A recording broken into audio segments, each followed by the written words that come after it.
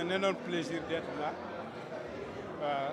dans le cadre de ce congrès, ce premier congrès de médecine militaire pour représenter le ministre des Forces armées, qui est un collègue, mais aussi le ministère de la Santé. Parce que vous savez que le service de santé des armées travaille en étroite collaboration avec le ministère de la Santé. C'est même un dispositif qui est intégré dans la carte sanitaire au niveau du ministère de la Santé et qui offre des services aux populations. Donc si aujourd'hui on m'invite à prendre part, c'est comme si je prends part à une activité où moi-même je suis, où le ministère de la Santé est même partie prenante. Et c'est d'autant plus important que la santé au niveau des armées s'est inscrite dans une dynamique de armée, nation et développement. Et cela va beaucoup renforcer surtout la mise en œuvre de l'agenda Sénégal 2050, où l'un des axes porte sur le développement d'un capital humain de qualité, mais aussi de l'équité sociale. Et quand on parle de l'équité sociale, on parle de l'accès à des services de soins de qualité. Et aujourd'hui, il faut le dire, que le service de santé des armées est en train de délivrer des services de santé de qualité qui vient en appoint et qui vient en complément par rapport au système de santé géré par les civils. Donc, j'étais en train de dire tantôt dans mon discours qu'on parle souvent du concept de santé unique. On appelle ça One Health. One Health, ça veut dire santé humaine, santé animale et santé de l'écosystème.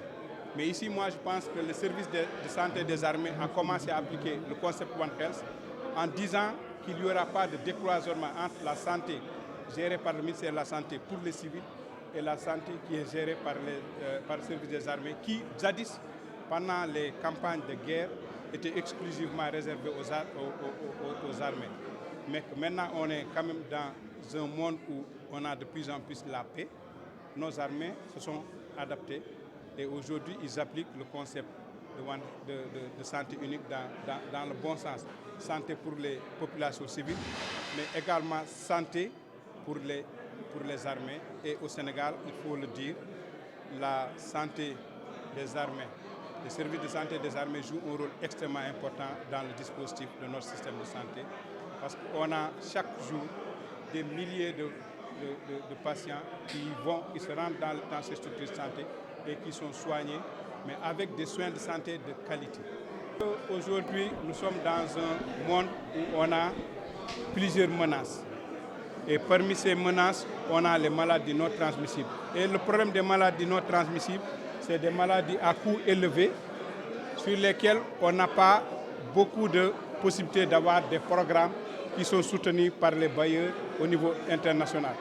On ne peut compter que sur les ressources au niveau national et on ne peut compter que sur des services de santé où on a un personnel de santé qui est bien formé. Et je pense que dans ce cadre-là, le service de santé des armées va grandement y contribuer parce qu'on a beaucoup de spécialistes aujourd'hui au niveau de la médecine militaire qui sont dans le domaine des maladies non transmissibles et qui vont appuyer grandement le ministère de la Santé. Et cela, ils le feront aussi en nous aidant à nous préparer par rapport aux épidémies et par rapport aux pandémies à venir. Et pour moi, c'est extrêmement important de voir aujourd'hui au niveau des services de santé des armées qu'on prenne les maladies non transmissibles comme une priorité. Parce que dans chaque maison où vous rentrez, vous allez trouver 1 ou 2 personnes qui souffrent de ces maladies non transmissibles.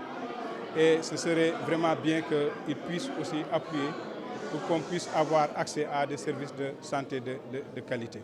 Merci.